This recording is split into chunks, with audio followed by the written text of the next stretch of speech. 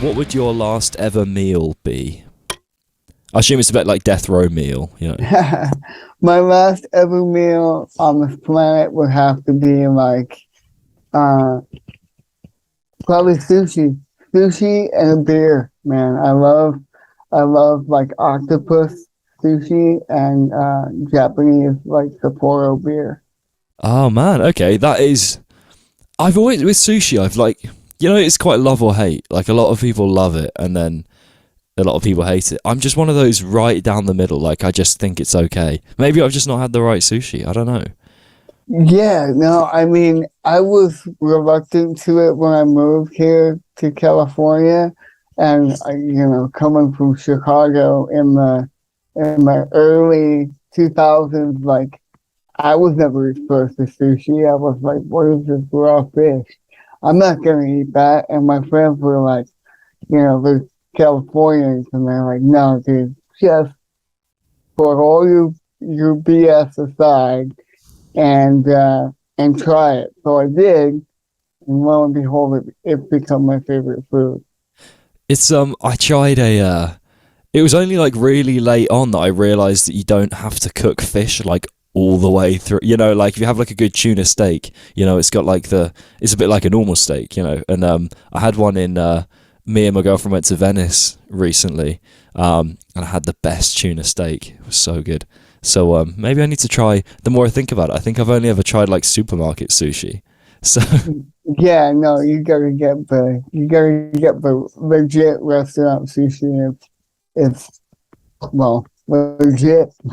I think like my stomach, if I know I'm tackling something weird, you said about like octopus and stuff, and I think mentally when I see this weird looking squid thing on my plate, my stomach just goes, nah, not having that. Like just I love it, especially when they serve you the pieces that have like the tentacle coils like still on them, because like octopus isn't what your brain thinks it is. The texture of octopus is probably, I liken it to like an Angus beef steak. It's kind of like thick and chewy, and it has that kind of like steak texture. So I call it the steak of the sea. nice. Okay, yeah, no, I've not. I'm trying to think if I had like squid, and it's all been quite like not rubbery, but you know what I mean, like quite. Yeah, I don't know how to put it, and I just see octopus as one big like one of them, and I just one big chewy rubbery tire. It can be like that, I guess. I like the thicker texture of it. It's not like some sushi can be like wet and slimy, but octopus doesn't have that texture. I'll have to maybe I'll have to go and get sushi. It's one of the few like meals I think I've not tried properly. But what actually, funnily enough, speaking of when you this is a very neat kind of segue to a different conversation.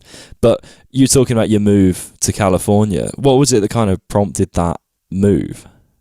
Well, I came out of music production school because I graduated from a school called Wholesale in Orlando, Florida. They specialize in, well, everything to do with arts and media, but the courses that I took were the recording arts course, and it all focused on audio engineering and record producing kind of thing, because that initially is what I wanted to do. I wanted to move to LA, get a job in the studio, kick back, and be an assistant engineer on albums, and get a bunch of gold and platinum records and just live a fat life, you know? That was originally like my train of thinking, because even though I played guitar at the time, like all of the pieces hadn't clicked together yet, and I just didn't believe in myself. So I figured, well, if I can't be a musician, like I'm just gonna make records and steal all the platinum plaques. That was my plan. Yeah, so was the production side, like the sort of audio side of things, was that like, did that feel like a bit of a sort of plan B to was that always like, you know, guitar was like just the cooler kind of of the two, if you want. Yeah, I think audio engineering was the compromise in my head. Like, okay, well, you have cerebral palsy and you can't perform and be a musician, so it was the compromise in my head to still be a part of the industry and be a part of music, the stuff that I love so much. Yeah, and are you involved like when it comes to putting your songs together? Do you have more of a say than maybe like other guitarists would in like the audio side of things, like the production side? You know, the only the only point where I'm a real stickler about it is like who we choose to work with and what their background is, what their reputation is, what their previous catalogs sound like. And our producer Chris Collier, well, he just produced in the Korn record. So It's a cool record. and he just did the new Non-Point record as well. So, I mean, his resume speaks for itself. So, I know that Chris is going to deliver every time. And that's kind of the only stipulation I have is that, like, we use somebody professional that's going to give us, like, the highest quality sound we can get. And beyond that, man, I don't get I don't get in the way of the audio engineering aspect because I know there's guys like Chris that can run circles around what I know. So that's what we pay him for. That's how I view it. Yeah, I always like whenever I was in the studio with my old band, like the producer we worked with, he was really great with. He's a really great engineer and a really great producer as well. Like he would play that like that Rick Rubin kind of Bob Rock, all these great like producers. It felt like he was playing that role for us, where like he'd give us some songwriting tips as well, and we'd be like, whoa, we can do that. But whenever he would, there'd always be like little moments, where you just think, oh, I wish that bit was a bit louder, but you don't want to say anything because you're like, nope, I'm just a guitarist. I don't know what I'm talking about. I always end up in that kind of frame of mind. But so what was it? Was there like a moment where could you pinpoint a moment where you went, nah, screw this, I'm going to go for the guitar side of things over the like audio sort of production side of things? Yeah, that moment happened when I was interning at one of the major studios here in Los Angeles called Westlake Recording Studios, and I interned for 3 months, and then they extended my internship to 6 months because they wanted to find a place for me to fit on staff. And then while they were going through that whole process, and I was going through that additional 3 months, the studio changed ownership. And when it did that, kind of everything changed. And that opportunity that was there for me was no longer there for me. And they ended my internship, and I had to, like, at that point, I was at a crossroads, right?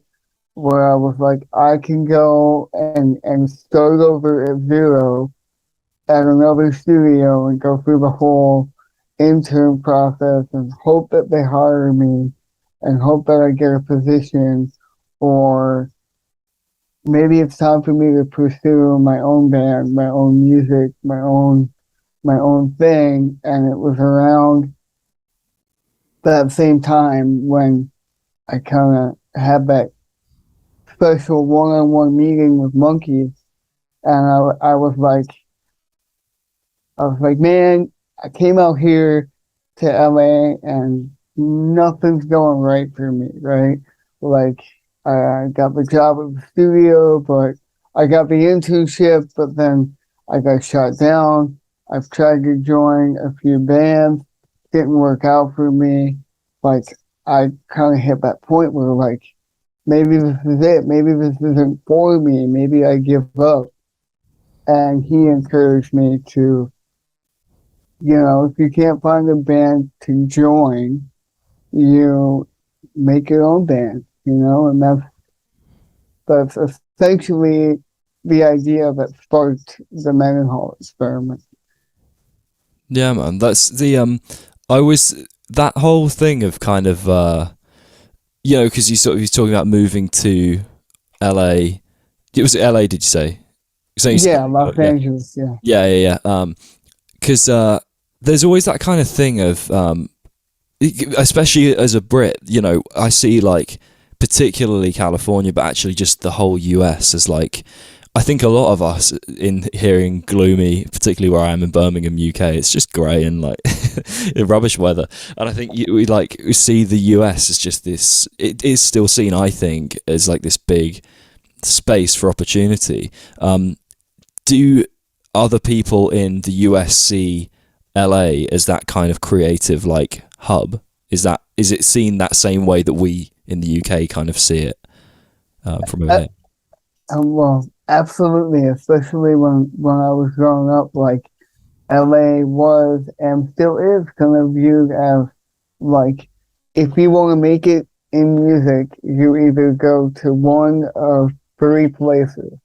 Los Angeles, if you're a rock musician, New York, if you're into hip hop and kind of the urban culture, R&B kind of stuff, or if you're a country musician, you go to Nashville, country and blues. So that's kind of how I was raised and how I was taught when I went through Full Sail. And I feel like there's a lot of that still rings to be truthful today. There's still kids that come here every day that come to LA with just a guitar on their back and $5 in their pocket with like a huge dream, trying to make it, trying to become the next big thing, right? Unfortunately, a lot of those people, it doesn't work out for them. But by the same token, I was one of those people. Like, I came out here to visit a college buddy of mine and just kind of scope out the scene, and I never went home. That's so cool. So it wasn't quite so like planned. It was something that you went and you went, oh, hang on, like this is where I need to be. It was kind of like I had graduated Full Sail and I moved back to the Chicagoland area with my family. I was there for like 3 months or something, and a buddy of mine I went to college with called me and goes, hey, I'm in this band and we're signing this management deal with Nick Carter from the Backstreet Boys. His mom had a management company, and my buddy Dave, his band, they were signing a deal, and he goes, you should probably just come out here and visit and be a part of this and meet these people and just, get your feet wet in LA. So that's what I did. And once I got there, I just never went home. Yeah. That's like it just, as soon as I saw like the palm trees and the Hollywood sign, and I spent a couple nights there, and I went around and I met some of these people, I was like, I'm home. Yeah, that's wicked. I'd love to, it's so high up my sort of list of like places to go to. I kind of, there's all these like sort of places in, the other side of the world for me in terms of like places in Asia and that are so culturally different. But I guess I'm just like, no, I just want to go to the US where it's like, it's kind of like the UK, but not, it's really high up on my list. But what's it you talking about meeting kind of, meeting these people and like you said, getting your feet wet and like getting involved with the industry, and having just sort of looked through your like interviews and just appearances and stuff, you've obviously met quite a few cool, and through your gigs as well, you've obviously met quite a few cool people. And I saw you on like the Gaza podcast, and kind of it's like a two-parter question, like kind of what's it like meeting the people, especially the guys in Korn, right, that you kind of look up to, but then also what do you think it is? Do you think what do you think it is they're doing that maybe makes them as successful as they are? Hmm. I feel like a lot of it for those bigger name artists, it's it's timing, and a lot of that question is the era, not the era, but the era that they came up in. You know, the music industry is ever evolving, right? So when Korn got signed, it was much different than it is, say, when Suicide Silence got signed. But like then when you look at when we got signed, it's much different than when Suicide Silence got signed, you know. So it's just constantly evolving, and those bands that are huge that have become those legacy acts, I a lot of it has to do with right place, right time, and there has to be all these multiple factors that just line up, you know.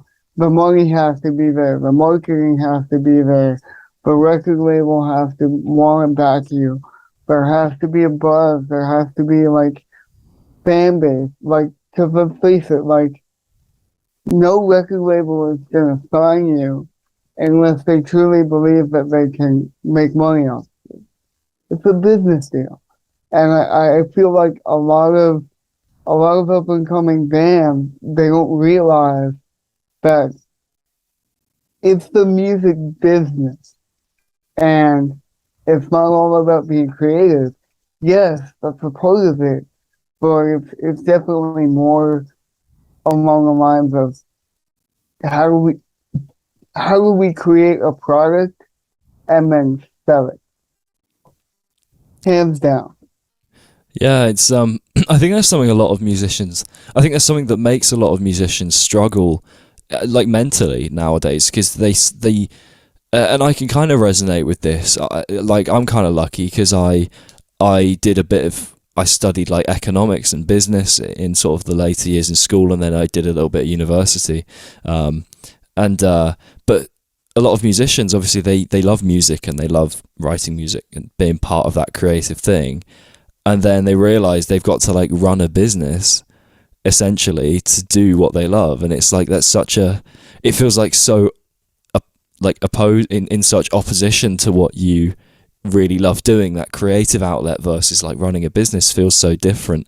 I know I've been so many times where I've just thought like, oh, I don't want to like do the business side of things, you know, like I love doing this podcast, but then I go and like I have to send my emails and I've got to sort the YouTube channel out and all that stuff, and it's like I'd love to just sit down and chat and just have like a producer to do that, or not a producer, you know, like just like an admin person. But yeah, so like there's something that I found kind of I think obviously, like I said, I came across your Sound and the Story Fret 12 interview, which everyone should check out if they haven't already. It was years ago now. I think it was probably a good 5 years ago or so that I saw it, and I just thought it was really awesome, and that's why I kind of always had you in mind, like to chat to. Following that, how did that interview come about, and that sort of connection with them? I think it was 2016 when we did that interview, and that came about because and I'm trying to remember the guy's name, Chuck or Chad or something with a C. It will come to me. I can see it in my brain, but I can't remember. The guy who runs it, because essentially Fret 12 is Mark Tremonti's company, but the guy who runs it, Tremonti's right-hand dude, is a videographer, and he did all of those, that guitar DVD series. I believe it's called The Sound and the Story, actually. I think I have Mark Tremonti's Sound and the Story DVD. I'm a massive Tremonti fan, so I believe that guy's name is Chuck. So this Chuck character, he was the videographer, director, mastermind behind the Sound of the Story instructional DVD series, and it was all done out of the Foot 12 Studios in Chicago, and that connection came about, I think, via the director of Mind Over Matters, my documentary film, and Chuck. They knew each other through Korn or through Slipknot or one of those bands, you know? And Chuck got a hold of my story, and he was like, hey, well, what if we do like an in-depth interview with Brandon? I'd love to do it. And so we set it up, and I knew I was going to be in Chicago for a bit. So I went down to the studio, and to this day, I think that's one of my favorite interviews I've ever done. Yeah. And I think it's that way because I get to tell my story in such a way that's not focused around my cerebral palsy so much, but focused around guitar playing. Yeah, because there's a couple of questions, sort of the same. They're both similar questions, but I was kind of going to ask, like, what, because I was kind of thinking, obviously, how much, because I didn't know how much you wanted to talk about that, because I feel like so many people must just be asking you for your sort of side of the story, and oh man, ask me whatever you want. If you want obviously you want to build the story. So if you want the cerebral palsy background, you know, of course we can cover it. You know, it's at this point, cerebral palsy is, without it, I wouldn't be who I am, right? So it's definitely a valid thing to cover. yeah, because I kind of it was, so for example, there's been a few I've chatted to. I mean, most of the people I chat to on the podcast are dudes, but I've chatted to a few women on the podcast, and I'm always hesitant, for example, to ask them, like, what's it like being a woman in the industry, because it's just such a, like, I'm sure they must just get it so much that it's just like, I don't want to what's the word, kind of just ask the same questions over again. But kind of my question was more, what's the experience of kind of sharing, obviously some quite difficult experiences from your life, over the documentary. Is that do you find that difficult to do, going into the kind of the darker sides of your life and the things you've struggled with, or do you kind of enjoy it in a sort of, in that way that, you know, you're kind of sharing the story? I enjoy it in the sense of, I know that with me being honest and open, that me telling my story is my opportunity to help somebody else with the negative things that I've gone through, right? Like all the drugs that I did and the suicide attempts and stuff of that nature. You know, those are things that I'm not proud of, but I have covered those in detail because I view it as, if my story can help somebody, help educate someone else to not make the same dumb mistakes that I made, then it needs to be told, right? Yeah. Do you feel that kind of almost like sense of duty to kind of tell that then? Because you said, like, it needs to be told, you know? Yeah, no, I do. And especially with the movie, when we were making Mind Over Matter, you know, we needed kind of, we needed another side of it because everything we were filming was like great and triumphant. And the director turned to me at one point and he goes, we need he's like, you're too clean. we need like something. And I looked at him and I was like, well, you're never gonna believe what I'm gonna tell you. And then I opened up about all of my drug use, and he had no idea. He had not a clue. And we've been friends for a few years, if not like 7 or 8 years at that point, and he had no idea because I kept that stuff private. And I had gone through that stuff and I moved on from it. So like I didn't think it was valid to share with anybody. But I kind of I was like, if you need some dark, nefarious dirt on me, like here it is. Like Yeah, make a and metal song out of and that. and his jaw was like on the floor. And he goes, I never knew. And I was like, well, you remember when we met up at the Wolf Turn after this? I think it was after like a Korn show or some show. And we met up afterwards for like dinner. And we hadn't seen each other in like maybe 6 months or something because he was out on tour. And we met up and I walked up to him and he looked at me and he goes, you don't look so good. And I just laughed it off. I was like, yeah, well, I've been sick and I've been recovering from surgery and, I lost a lot of weight, but I was recovering from surgery, but I was also like strung out on cocaine and ecstasy too. So, I stuck down to like 90, 98 pounds, 100 pounds at that time. I was like a walking skeleton.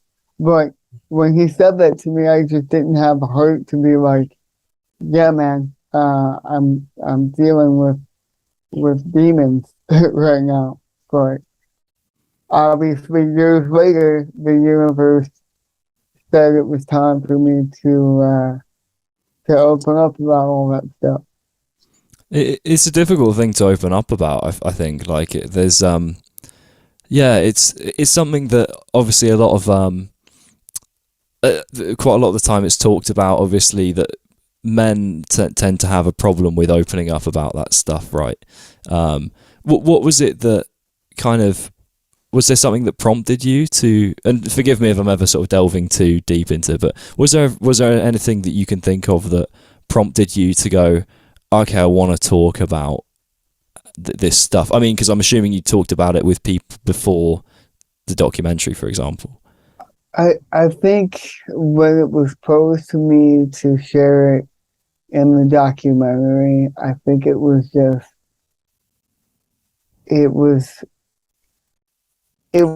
a 100-pound weight that I've been carrying around with myself for years. And, maybe I shared it with a few people, but not everyone, Obviously I tried to like shield it away from industry people because I didn't want it to hurt my image, or I didn't want it to like, I don't want to promote that kind of thing to younger people or kids, and when I turn my life around and I'm trying to be a role model for up and coming musicians and younger kids, like I don't want to promote alcoholism and drug use and that kind of thing. So I was really guarded about who I shared it with, but I also felt like it was time for me to let it go so that I can finally start healing. So when it was posed to me to share it in the film, it was like, okay, this is part of your healing process. You can get rid of it now.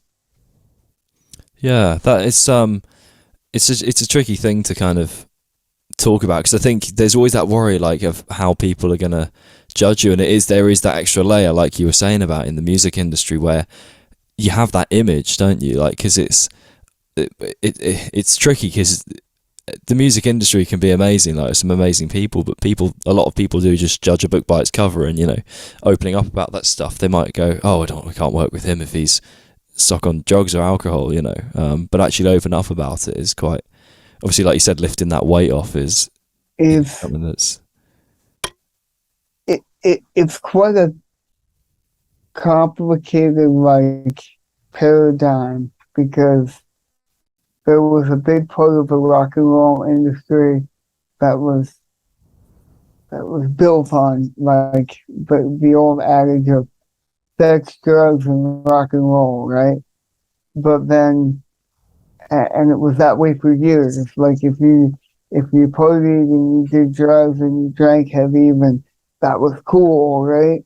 And then as time has gone on, that's no longer accepted in the industry. And it's like, if you want to have those kind of behaviors, people judge you just like everybody else judges you, you know? And it's just not accepted like it was.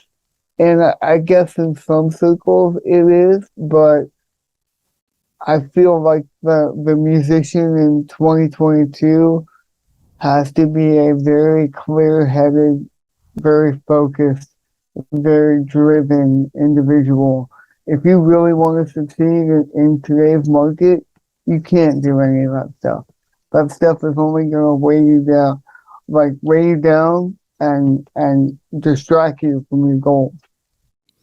Yeah, it's crazy how it's changed, you know, how it was so glorified and it still sort of is. What I find quite sad is the local scene in Birmingham, UK is pretty good for there's quite a lot of good bands. There's a lot of really shit ones, but it's like a music scene, you know.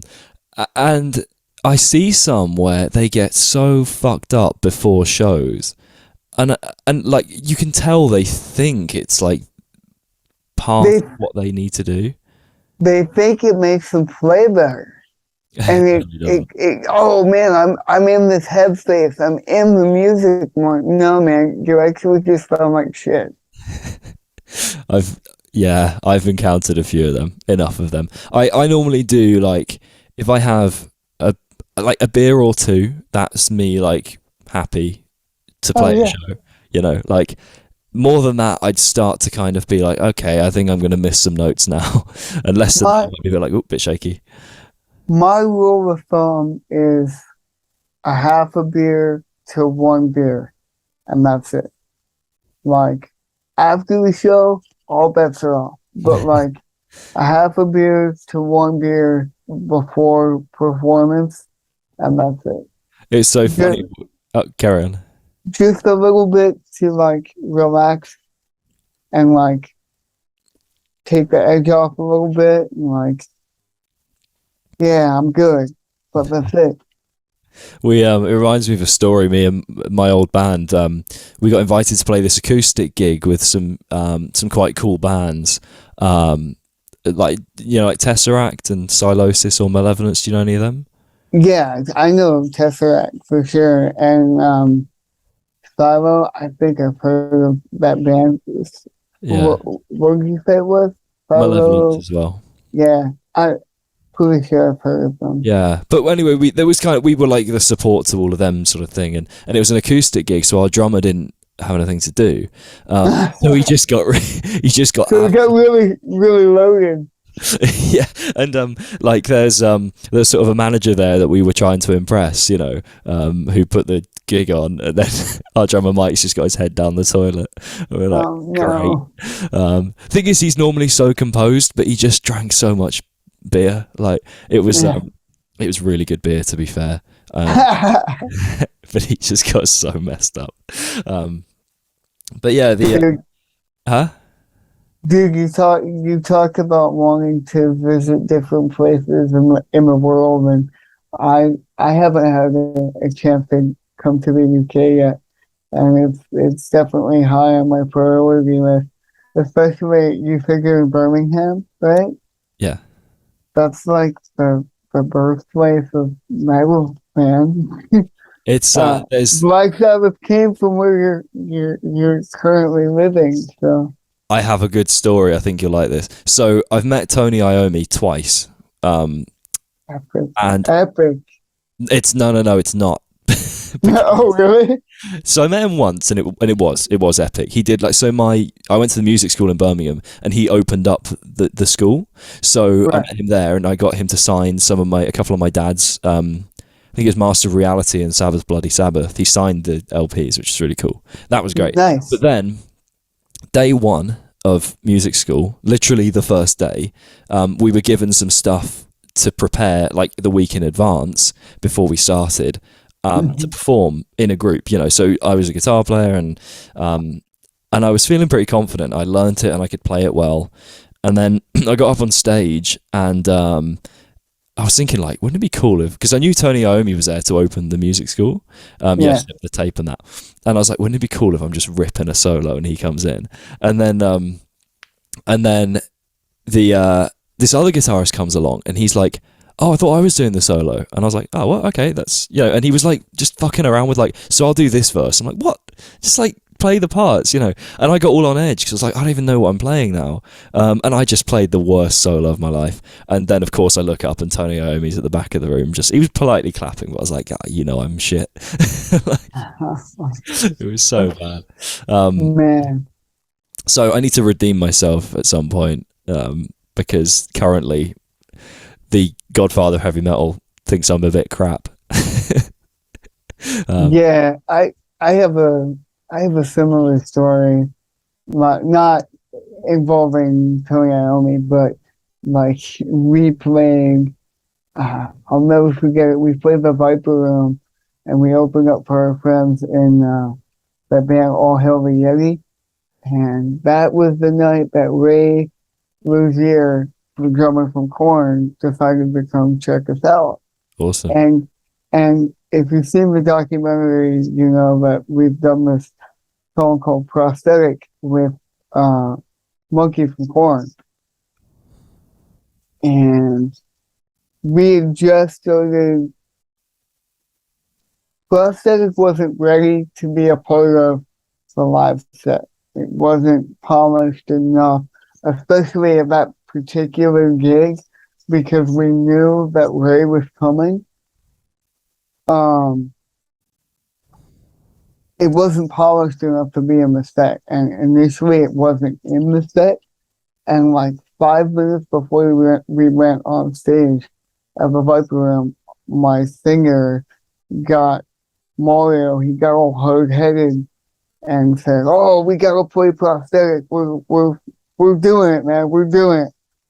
And we're all like, "Okay, man. Okay, whatever. We'll make you happy." So we played the song, and it was complete shit.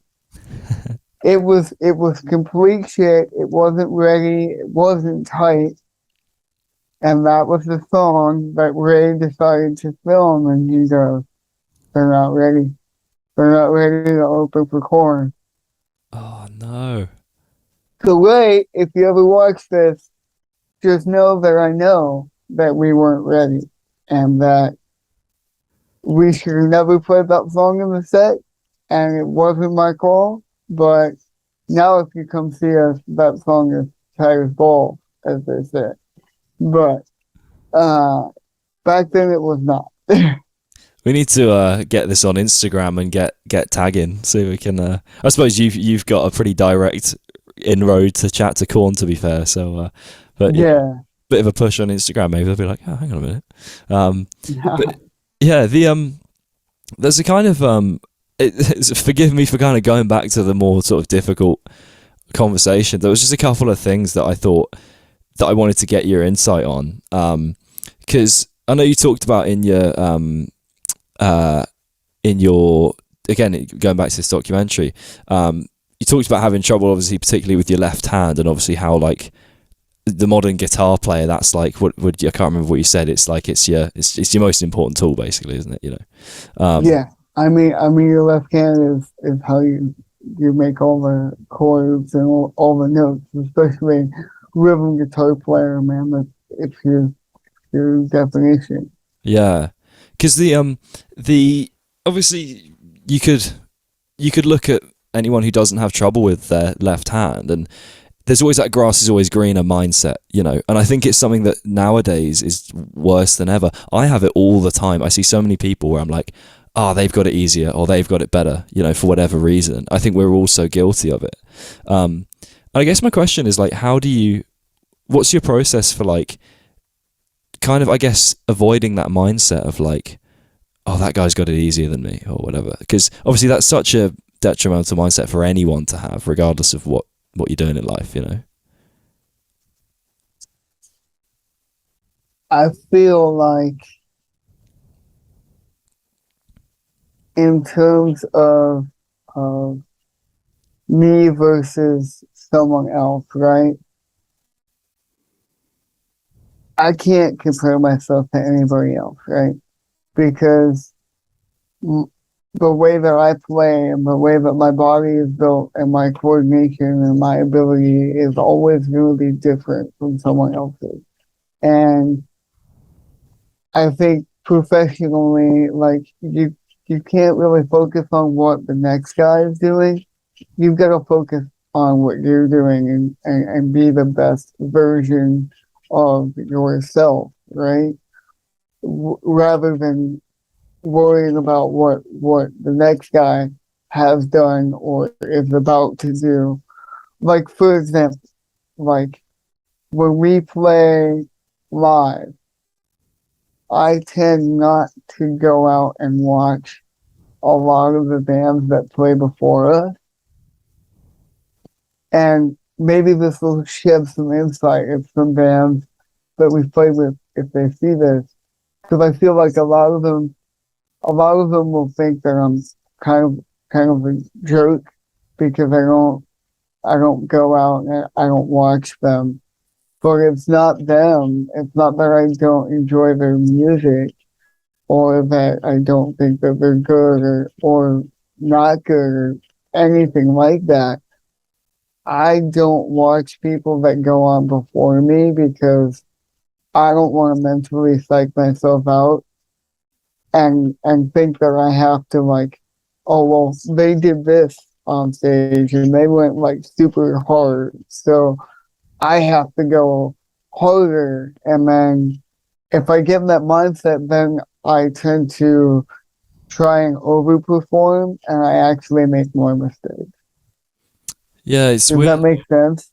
Yeah, for sure. Like I can kind of relate in some way because it with my old band we would have this mindset quite often of we'd see these other bands and like we would think like we'd watch their set and almost be like, we're better than them kind of thing. And maybe we were better than them, you know. But like it was that competition that just isn't healthy. It's all because then you just end up thinking about what everyone else is doing. Yeah. And then it's like, well, you're not really focusing on what's important. You're just focusing on you can spend your whole life focusing on what other people are doing, you know. And at the time, I think we all saw that as like a positive kind of like kind of I guess like what's the word, like morale, you know. And we're all in it to like the four of us in the band are like, yeah, we're all kind of we're gonna make it through all of these bands, you know. And but now I look back at it, I'm like, actually, I think we had this sense of, oh, we deserve to be doing this well, you know. And then you end up expecting things, and yeah, I think it just leads you down a negative kind of path, really. Yeah, I think if you start having that mindset of like we deserve this or you know this should be handed to us, that leads you down a path to nowhere, right? Yeah, And it's a quick path to there. You know, you'll get there quickly with that mindset. And I know because I've done it. And I've learned through mistakes that you can't act entitled. You can't feel like you're better than anyone else. You can't lead with ego. And it's good to have confidence, but when you let your ego take the wheel, so to speak, it can turn into a very negative thing very, very quickly. yeah, In terms of myself and my guitar playing, I don't I often downplay what I do, right? Because I always say, well, I'm not Eddie Van, I'm no Eddie Van Halen. So like, what I do is, if a part of the music isn't insignificant, I don't know if I would go that far, but like, I don't pump myself up and I don't walk around like I'm Eddie Van Halen or Dimebag or somebody of that stature. And my drummer had an interesting perspective on it. We were talking about it one afternoon, and he was like, "But you don't get it." He goes, "You are kind of like Eddie Van Halen because with your set of parameters within your disability, the stuff that you're able to do and your playing ability that you do have would be like Eddie Van Halen if you didn't have. It would be the equivalent to being like an Eddie Van Halen type character if you didn't have a disability. The fact that you're able to power through a neurological condition like cerebral palsy and play the guitar and perform at the level that we perform at is nothing short of phenomenal. And I just never see it that way. You know, I try to stay humble because I guess in the back of my mind, I'm always doing that a little bit. Guitarists are, I think, the worst at it. You know, we always compare ourselves to other players, right? Oh yeah, I've definitely all the time. I mean, like it's funny you say like Eddie Van Halen. Like no one's any Eddie Van Halen. Like Right. It's like you could say that, but anyone can say that. Like it's I am certainly not gonna walk around and say that like I am anywhere near the level of Eddie Van Halen ever. That guy, hands down, and rest in peace, sir, because you're the king.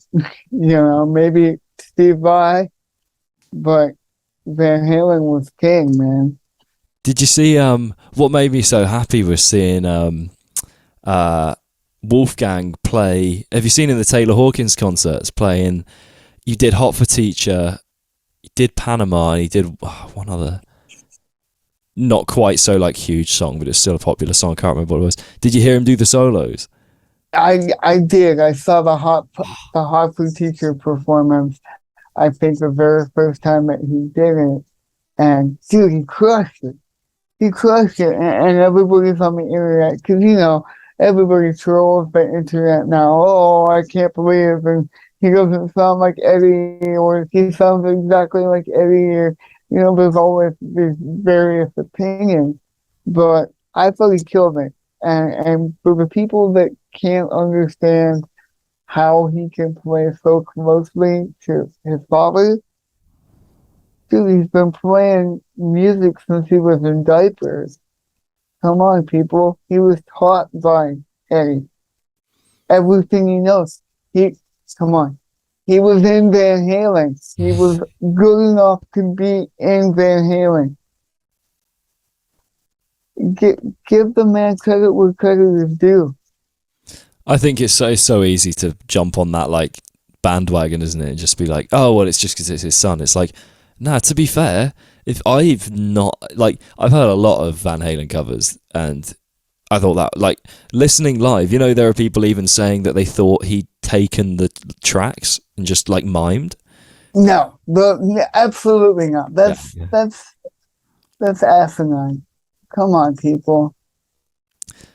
No, I think it sounded phenomenal. But like, so on a kind of I guess on a more sort of positive spin, was there a moment where, when you're talking about these sort of darker times, these sort of, was there a time, or could you pinpoint a moment where things turned around? Where did something happen, or did your mindset kind of shift in a certain way? for you to go, hang on, I want to think about things differently, I want to do things differently? I think the biggest turning point was the catalyst was the conversation with Monkey when I gifted him my Ibanez Universe guitar, and I was gonna walk away, and in that same moment I'm giving him my guitar as a gift because I told him, and I still stand by this, like I was super proud of him and still am, that like he Korn could have broken up and he could have walked away. When Head left the band and went to find his faith, they could have quit. They could have walked away. They had accomplished enough, but Monkey stepped up. He stepped into a role, and he did it all himself for a number of years. And I told him, I was like, dude, I'm super proud of you, and like, thank you for not breaking my favorite band up. And I feel like I've had this guitar for a couple of years, and every time I pull it out of the case and I play it, I feel like it better belongs in your hands, because you guys started off playing these black and green Universe models, and the white one too, but they started off with those models, but they could only find them in pawn shops. They were all beat up, and like, because I've been able to discontinue them because 7 strings weren't quite popular yet. And then so they had to find bears to tour with from pawn shops and the recycler and all that kind of thing. So all the guitars that they had were kind of grungy and beat up, and I was lucky enough to have one of the originals that was pretty much in mint condition. And I was like, man, I think you should have this. So I ended up giving it to Steve. Steve Vai had signed it for me when I was in college, and I knew how much it would mean to Monkey to give it to him, because that's one of the things that we have in common. Steve is a mutual hero of both of ours, as well as Tony Iommi. But yeah, I just knew like it would lift him up, and I felt like I was done with music, so I wanted to, hey man, take this, I'm gonna go off and do something else. And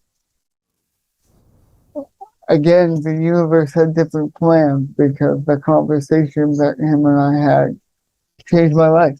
And then so from making the band, and then I think the real catalyst when I knew things were turning around and I knew what Monkey had proposed to me was going to be, it was going to work and it was going to be a viable option, was when we played the first couple of shows. The first couple of shows were packed, like 200 plus people. Granted, they were in my hometown, but that was enough catalyst for me to go, well, I didn't fall flat on my face, and a lot of people came and a lot of people liked what I'm doing. So maybe I have something here. So I went back to California and I constructed the band for real, so to speak. And here we are. Nice one, man. I think, it's kind of it's quite inspiring to hear the kind of the whole cycle of the story, and thank you for kind of, I know some of the conversations are a bit more tricky. Yeah, I know, and I'm kind of the worst at it. If I don't check myself, I will jump off into all these different side tangents and tell you a super long, detailed story that probably not a lot of people want to hear. But oh man, the whole point of that's the whole point of the podcast, is chat about whatever you like. I mean, it's I think I like doing these. I think it's nice. Like, I always think, like, could I just would it be worth just doing like interviews and stuff? But because I thought about that for sort of, festivals and things, going along and doing interviews. I just thought, like, I don't really want to feel like I've only got 10 minutes to talk to someone, because then you just don't get the full. You don't get the full story, really. You just get like, and you can only then ask, like, so about your new album, and it's like, no, Yeah, and then if you're doing like an interview format, right? Like, I feel like the artist is more primed to give you like not standard answers, but there's certain ways when you're doing interviews that you want to phrase your answers so that the press has quotes that they can then use in print and so on and so forth. So like doing it in this format where it's a podcast and it's more of like an open conversation, um, kind of lends itself to more detail, right? Of like the actual meat and potatoes of the story. Yeah. So well, this I've got one more kind of question, and then we'll sort of like finish up, and I'll need you to ask your question for the next guy, who I will be chatting to in about 30 minutes time. So you'll know your answer to your question pretty damn soon, and I'll need you to recommend an artist. But yeah, my question was, how earlier I was saying about how relating sort of cerebral palsy and how I didn't want to just sort of ask you the same questions over and over again, that I'm sure you've had from interviews and stuff, and that you've had obviously an opportunity to talk about. I was going to say, what is there a question or a thing that you've wanted to get out there that like you just like, I wish someone would ask me this question, or and that feels like a bit of a cop out from like an interview, because it's like, what question do you want me to ask? But I hope that kind of makes sense, that's I feel like I don't know.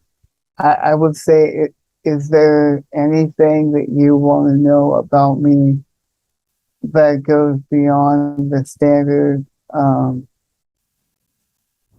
What's it like, being a guitarist, having cerebral palsy, and beyond that whole parameter? Like, is there something else that you want to know? Like maybe something more in depth, or, like you were saying, something that people haven't asked like 5 million times, Yeah, it's a tricky. I think it's, like I said, quite often when I speak to women on the podcast, I'm like, do I ask them about being a woman in the industry? Because I think some like to talk about it because it's like a sort of a whole topic. It's a very sort of hot topic of conversation, right? And then others are just like, can you just talk to me like you talk to anyone else? Yeah. Well, I mean, it depends on the interviewer, right? Because the interviewer is essentially, obviously, the artist has to be good, but like, if the interviewer doesn't know how to ask the right questions and kind of guide the interview, then it's not going to be as great. And your conversation in this interview is one of the better ones. So what you're doing is good. I like it. Oh, thank you. I appreciate that a lot. Definitely stay on the path that you're on, for sure. And I don't know if I'm giving you what you want, but I'll give you a couple of things. Like, I feel like if there's something I'd like to say that doesn't get touched on a lot, that is my story, the whole story behind the documentary, me being a guitarist with cerebral palsy, kind of overcoming my disability, rehabilitating my hand, learning to play the guitar, then forming the band, getting the record deal, making the movie, getting national attention, opening for Korn, touring around the country, and ultimately becoming a gigging, touring musician that has been given the opportunity to inspire many people around the world. I would say that that story is a great conversation piece, and it opens the door for a lot of things. But the real story behind the band is the music that we create and the 5 people within the Mendenhall experiment, because it is a very valid point that without the 4 people behind me in my band, I wouldn't be able to do what I do. I'm blessed to have excellent musicians in Elise, Nate, Mike, and Justin. Almost forgot. We got these Sorry, musicians, can't remember the name. And I'm fortunate enough to have, excellent, awesome, talented musicians behind me, and as an excellent producer in Chris Collier that always comes to the table and kills it and pushes me and my band to bring us to the next level. It takes a village to do this, and I feel like everybody wants to talk about me and what I've accomplished, but it's not just what I've done, it's what we've done as a collective. And I think that's important, and the other thing that I think I would say is that, like, being a person in the music industry with a disability is probably much like being a female in the industry. I feel like it's probably pretty similar, that we don't get given a fair shake. I still don't get given a fair shake, and we still have to fight for almost every opportunity that comes our way. We're still a working, driven band that wants to be successful, and the battle isn't over. It's an ongoing thing. Yeah, man. Well, I think that's a good place to kind of to finish it, because it's quite an inspiring kind of. Like I said, I like that you like to talk, like, sort of center around, like, the story is the music. That is ultimately, you can talk about, X, Y, and Z that happen in your life, but actually it all just comes down to the music. Like, that's what you're doing it for. Yeah, for sure. I mean, because without my band, without my team behind me, I'm just a dude. I'm just a guitar player with a cool story. I'm very blessed, and I'm very fortunate, and I'm thankful that everybody finds it inspiring and what have you. But the real story is the 5 of us and the music that we create while having this disability and affliction. And it should be duly noted that Nathan, my bass player, is also partially blind and partially deaf. So I'm not the only one. I'm just the face. So, Yeah. Well, it's yeah. I mean, so in without spoiling too much, have you got any exciting plans for the band that you can reveal, sort of in the next few months? Yeah, I mean, we should talk about the Mendenhall experiment in the current day, right? So 6 to 8 weeks ago, when we initially started talking, we released Pulse of a Lost, featuring Chris Garza from Suicide Silence. That single is available on Spotify, and the video is on our YouTube channel. So if you haven't heard it, please go check it out. And as of yesterday, October 6th, World Cerebral Palsy Day, we released our latest single, Stronger Together. And the single is on all the streaming platforms, and the lyric video is on our YouTube channel as well. So please go check it out. Give us some plays, show us some love, drop some comments. I'd love to hear from you. and let's keep the conversation going. Awesome, man. Well, the irony of saying let's keep the conversation going, because I'm going to draw it to a close now, as much as I've enjoyed it. For sure. So I need you to ask a question for the next guest, and it can be absolutely anything you want. You can totally drop me in it and give me the most embarrassing question of my life, or it can be thought provoking. Can be anything. Can I ask who the guest is? Nah, that's the thing. I don't like to spoil. Okay, so you just keep it open ended. Yeah.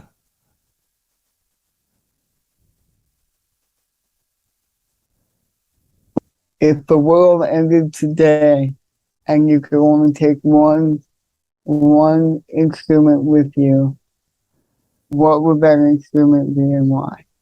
Oh, that's a good one, because like I'm a guitar player, but would I? Oh, I think I'd have to. I think I'd feel like sacrilegious not taking the guitar. But there are, and I would like to even take it a step further. Like if they say guitar because they're a guitar player, but what guitar would it be, and why would it be that particular guitar? So we've got a part. If they say guitar, we've got a part B.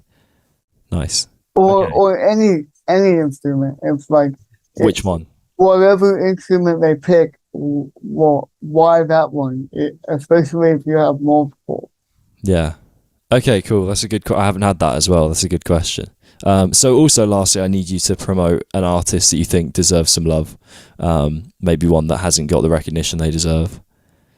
I'm gonna keep it local. To the SoCal scene. There's a band coming up out of SoCal called Fused by Defiance. They have an African American female vocalist, just like we do. They're more along the lines of rap rock, Rage Against the Machine style, but they absolutely kill it energy wise. And we're going on their first ever tour. In a couple months, they're going to be going out with our friends in Hemlock, up the East Coast, West Coast, excuse me. So we're very excited for them, and I wish them nothing but the best. And I want everybody to go check them out. Fused by Defiance. And if you ask me who my favorite signed band is right now, it would be Polyphia. Polyphia, new artist to a lot of people. They just did that single with Steve Vai. What's it called? Ego Death or Death Ego, something like that. It's killer. If you haven't heard of Polyphia either, please go check them out. Awesome, man. Well, thank you very much. I've really enjoyed chatting to you. It's nice. Like I said, I first saw you years ago now, so it's really cool to. Obviously, I've known you longer than you've known me in that sense. So it's really cool to chat to you. So, thank you so much for your time. It's been awesome. For sure, man. Thank you for having me. And if you want, email me a link to your band. I would love to hear it. Awesome. Will do, man. Thank you. All right. Take care, bro.